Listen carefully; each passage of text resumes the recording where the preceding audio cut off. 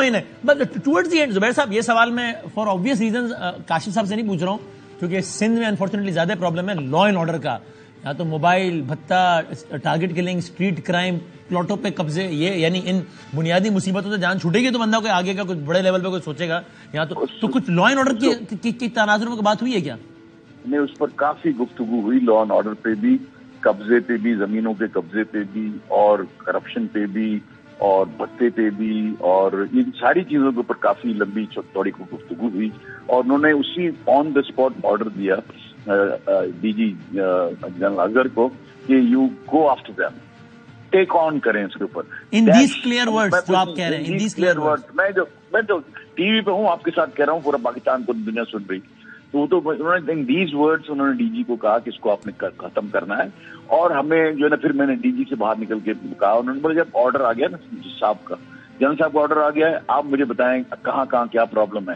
تو مطلب یہ جو ہے نا, یہ آرڈرز ٹرانسفر بھی ہوئے, اسی وقت آرڈرز امپلیمنٹ کرنے کی بات بھی, اللہ کرے کہ ایسا ہمیں امید ہے کہ جو ہے نا لا اینڈ آرڈر جس طرح سے چل رہا ہے, جس طرح سے اسٹریٹ کرائمز ہے. لیکن بدامی صاحب ایک بات تو آپ سمجھے نا, یہ تو اپارٹ فرام دس میٹنگ, یہ جو ہے نا, یہ بھوک کے مارے لوگ ہیں جو ابھی اس وقت کراچی میں ہو رہا ہے, جو law and order street crimes ہے.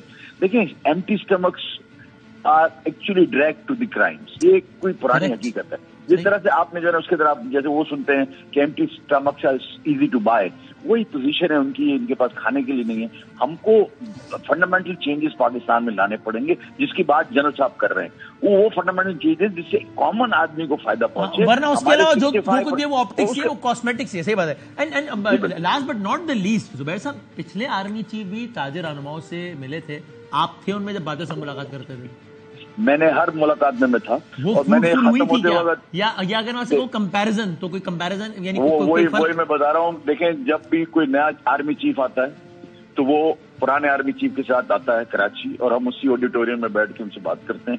نیا جا رہا ہوتا ہے, نیا آ رہا ہوتا ہے, ٹھیک ہے. اس کے بعد اسی طرح سے اس دفعہ بھی ہم نہیں سمجھا. میں نے تو جب میٹنگ ختم ہونے لگی تو میں نے پھر اپنا ہاتھ ریز کیا, اور میں نے کہا جنرل صاحب ایک بات میں نے کرنی ہے. مطلب آپ یہ آ گئے, یہ گفتن شکتن برخاستن نہیں ہونا چاہیے.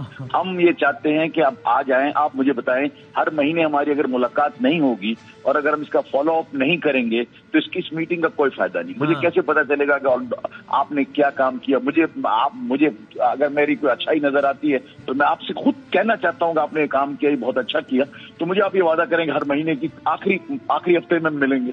تو انہوں نے کہا کہ بالکل میرا وعدہ یہ ہے کہ میں ہر دفعہ تو یہاں نہیں آ سکتا, انگیجمنٹس ہوتی ہیں, کبھی ہم آپ کو بلا لیں گے وہاں, کبھی ہم یہاں آ جائیں گے, لیکن ان ملاقاتوں کو انٹریکٹیو سیشن کو پچھلی ملاقات کے مقابلے میں زیادہ پراثر سمجھتے ہیں اس کو؟ You have reasons to believe کہ شاید اس لیے میں پراثر سمجھتا ہوں کہ یہ پریکٹیکل کام کرنے کے بعد میرے پاس آئے ہیں.